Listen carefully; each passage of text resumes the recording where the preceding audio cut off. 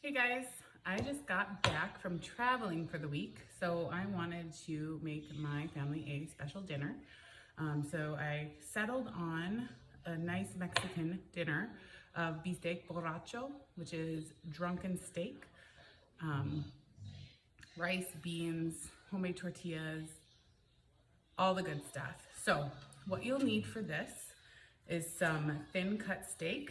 It doesn't have to be an expensive cut of meat because we're gonna be cooking it low and slow, so it will tenderize itself. Just make sure it's thin cut. This one that I have is sirloin tip, a couple packs of that. So I'm cooking about 2 to 3 pounds of steak for this specific recipe. You need a couple peppers. I wanted pablano, but my store was out of pablano peppers, so I settled for Anaheim. They are similar. Anaheim probably has a tiny bit more kick to it, barely noticeable. So Anaheim peppers. I got 1 Serrano pepper. We'll see how spicy it gets. I may add more, may add less. We'll taste as we go. A nice big onion, a bunch of cilantro, and a couple tomatoes. I had put tomatoes in my grocery order as well, but they didn't have any, so I had some frozen garden tomatoes thawing out. So they look a little nasty, but of course they're gonna taste delicious because they're garden tomatoes, and that's fine, we're gonna cook them anyways. It's fine that they're mushy. For seasonings, we need some chicken bouillon. This is my secret in a lot of recipes. Adds a lot of good flavor. Pepper, salt, some ground cumin, and a beer because it's drunk steak.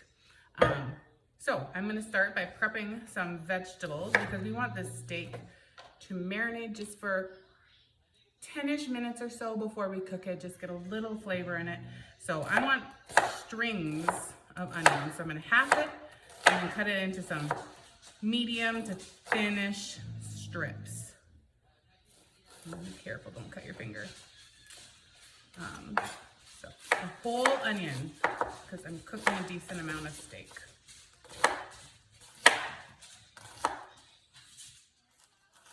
right, so once those are all cut, push them off in a little pile on the side. Sometimes I get a plate to save room. Put all my vegetables on a plate. You can always wash an extra plate. No big deal to save a headache. All right, let's chop the peppers. We want the same thing for the peppers. Thinnish strips. I am going to have these this way and kind of get most of the seeds and veins out just because I don't really like to eat seeds. Not necessarily because of the spice factor, but I just don't like to have that in there. Kind of for appearance, I guess. Also for the bite. I don't really like that. All right, so let's just cut the tops off. Get that halved. We're gonna peel out the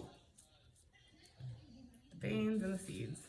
Doesn't have to be perfect. If there's a couple seeds, a couple veins, no big deal. Not a trained chef, and I certainly don't care about perfection.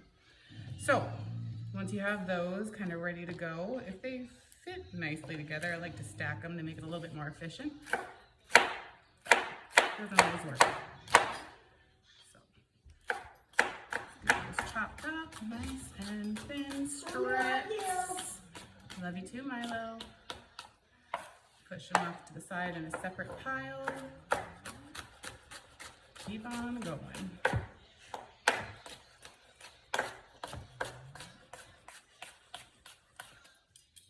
Off to the side. All right. I don't know if I mentioned garlic before, but I need some garlic too. I have some peeled cloves here. I'm just gonna give those a rough chop. We're gonna cook them down. So it doesn't necessarily matter if there's some bigger chunks.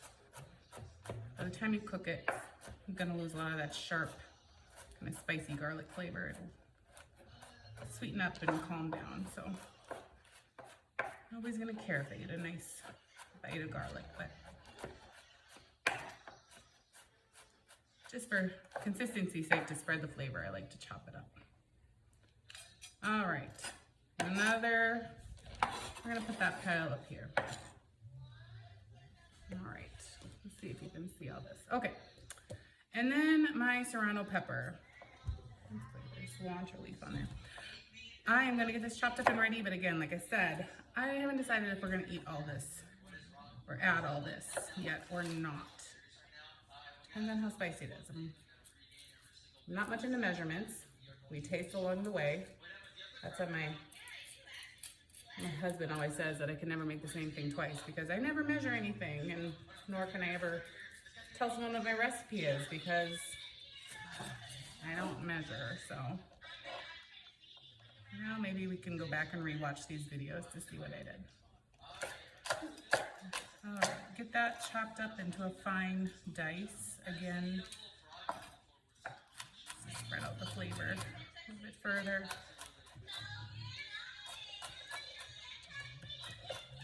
Doesn't have to be precise. It's hard to tell too with some of these peppers. Sometimes they are really spicy and sometimes there's barely any spice at all. So you really do have to taste as you go. All right. Now that that's ready, let me get a paper towel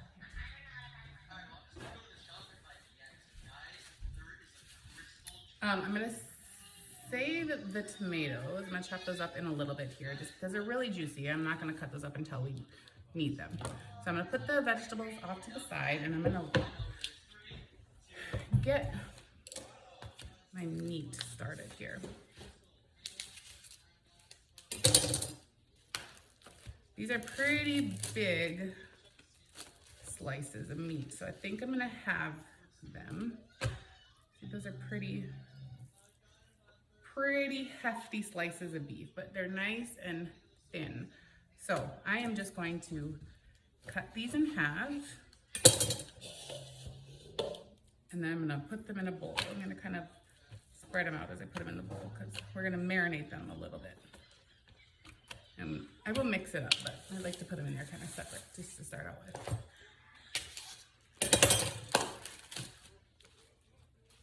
Okay.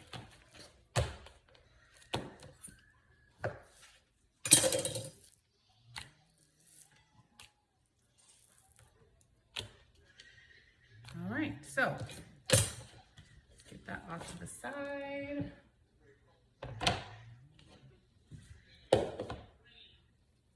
Now, we have our beef in a bowl, and to that we're gonna add all these vegetables that we had initially cut up.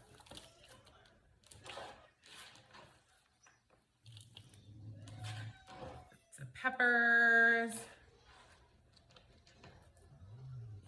the onion, all the garlic. Yes, this is the same knife I just cut the beef up with. You don't need to worry about cross-contamination because it's going in with the beef. All right, and then maybe just a tiny bit of those serrano peppers because I know I'm gonna want some. I just don't know how much yet. And then I'm gonna take some of this cilantro. Now that there's room on my cutting board, I'm gonna chop that up too.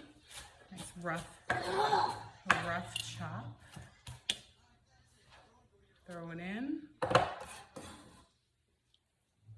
A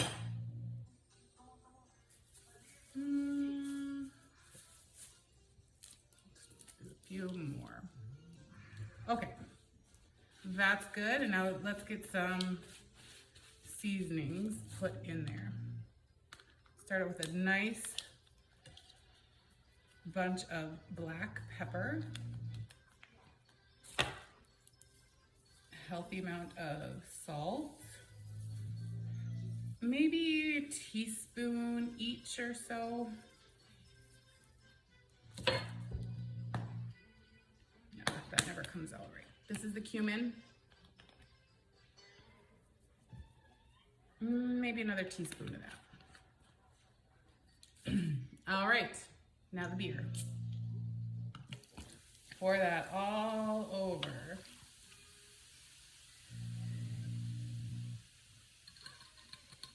All right, before I get my hands dirty and can't pause my phone here, I'm gonna pause you, but while I'm gone, I'm gonna mix this up, make sure everything's evenly coated, cover it, set it off to the side. We're gonna let it marinate for 10-ish minutes. I'll bring you back when we're ready to start cooking.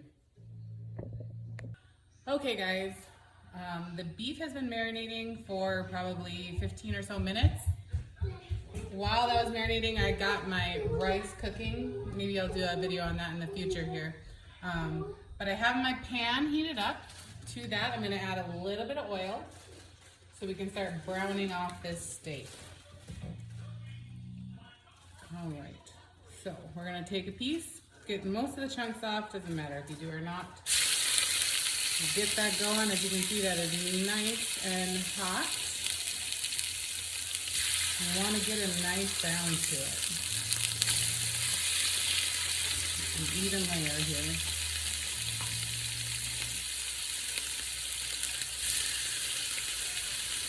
Don't crowd the pan. If you crowd the pan, it'll start steaming and it won't get brown. So that's about all we're going to put in there for now. I'm going to rinse my hands real quick.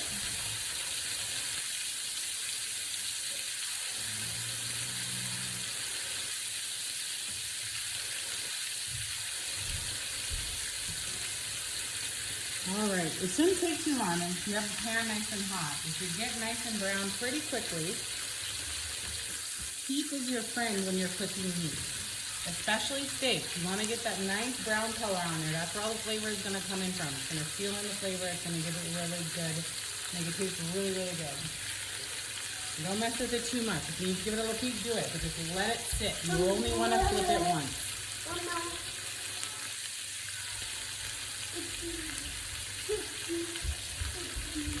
Alright, and while you guys are gone, I did end up chopping up my tomatoes, so we have that ready to go. We are going to be using that after we're done cooking up the meat. I also have all my other seasonings here ready to go in case we need more, including the bouillon that we didn't use yet, and that was on purpose. We'll be using that in some broth here towards the end. And then I got my little dish of hot peppers there.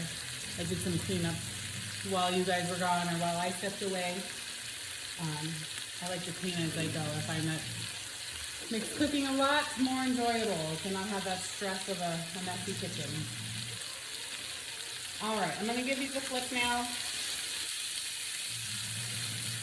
Still could be a little bit more brown, so I'm gonna wait on flipping the other ones. These next ones are a little bit thinner, it looks like. You can kind of see the browning on the edge. I don't know if you guys can see that. You can see some of the red turning into pink in the middle here on this side. That means the cooking is starting to come through. So I am going to flip this one and keep it going here. Now the more juice that gets in the pan as we go, the harder it's going to be for it to brown. So they might not all get a really nice crust on them. And you want to keep that juice in the pan because you want to use that for flavor later on. So don't get rid of it. Keep it in there. All right. Give those a little bit more time. Okay, I had you pause for a minute, but I'm coming back.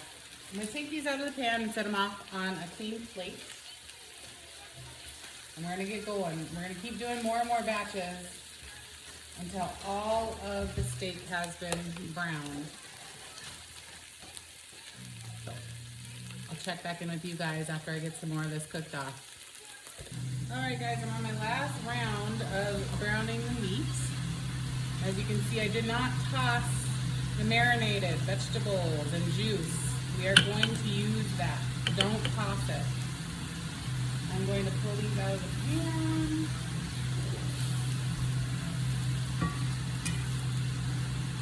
Now, you see that pan, I'm going to reduce the heat a little bit. It's all black and kind of nasty. Don't wash it, that's flavor. Add your tomatoes. That's gonna start picking up some of that flavor from the bottom as you glaze it. Again, mine were juicy because they were frozen, but the fresh ones would turn into juicy too after cooking them, so it's good. Let those cook for just a little bit. At the bottom of that pan, all the brown good stuff kind of come up and turn into a sauce. Look at that. You can already see it coming off. Exactly what you want. You want it to incorporate into the sauce. Thickening up a little bit. Now we're going to add the onions and peppers from here. I'm going to turn on my heat a little bit.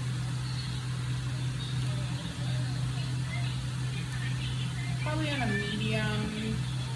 medium high. Want to wilt these vegetables a little bit. We don't want to brown them. We don't want to saute them or anything. We just want to wilt them a little bit before we move on to the next step.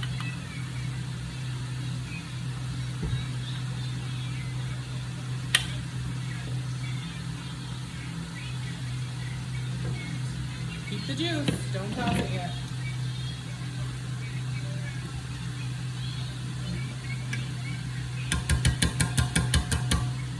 Let that sit. Meanwhile, let's get some bouillon added. Now this stuff can get salty pretty quickly, so start small, taste as you go. Since this is a pretty big batch and I'm going to be adding a decent amount of liquid to it, I'm going to start with a tablespoon. I'm guessing we'll need to add a little bit more, but we'll taste it later and we can find out. You can always end it at the end of the cooking process too.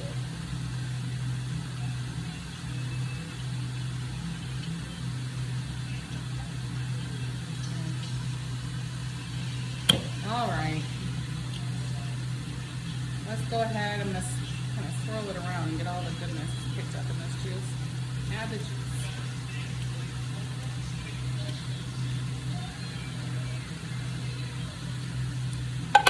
This is to the side.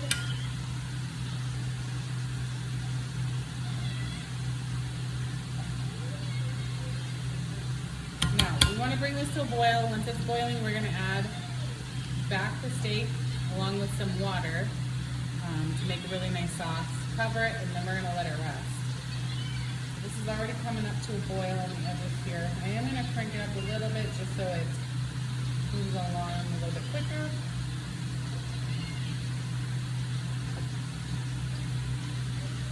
Things clean.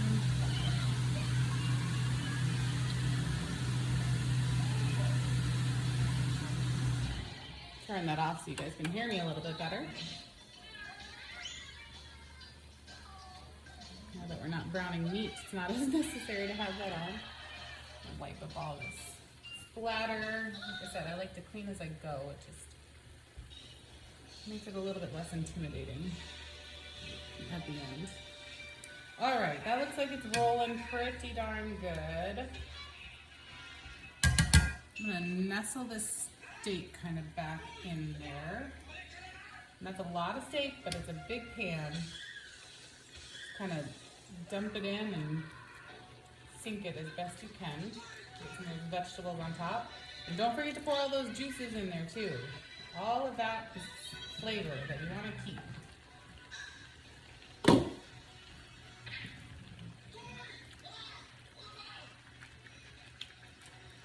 All right, I'm gonna add some water. I'm probably gonna do the full 2 cups here.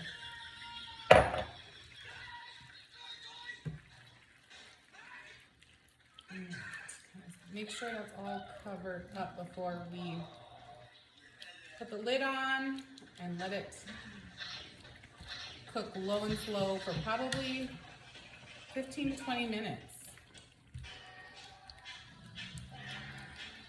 All right. That looks pretty good. I'm gonna put the lid on.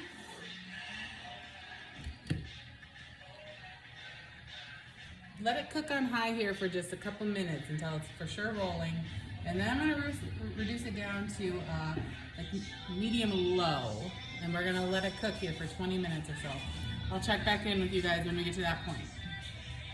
Okay guys, I think it is time to check in on the food. Now, not to spoil it or anything, but I did give it a little taste just to see how the flavors are coming along, and it's perfect. I did not add any more Serrano peppers, and I didn't add any more bouillon powder.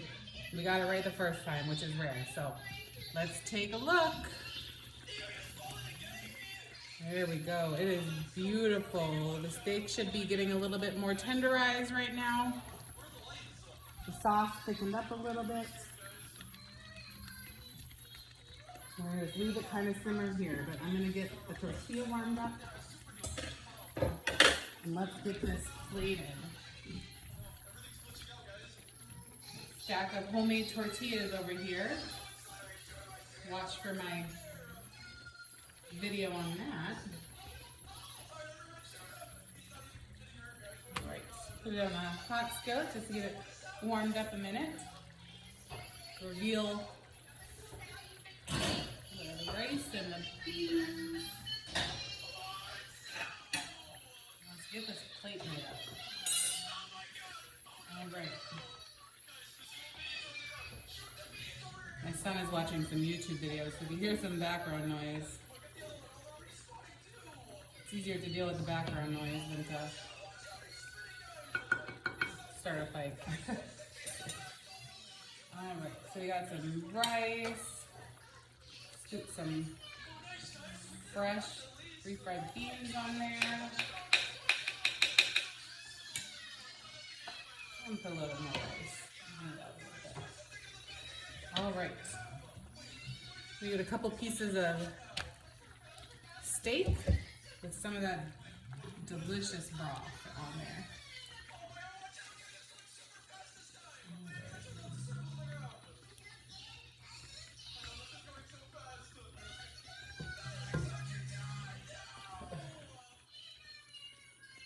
There we go.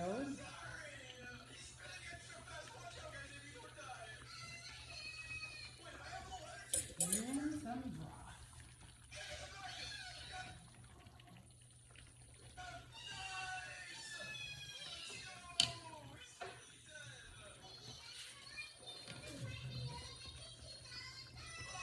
There you go. Come get a plate.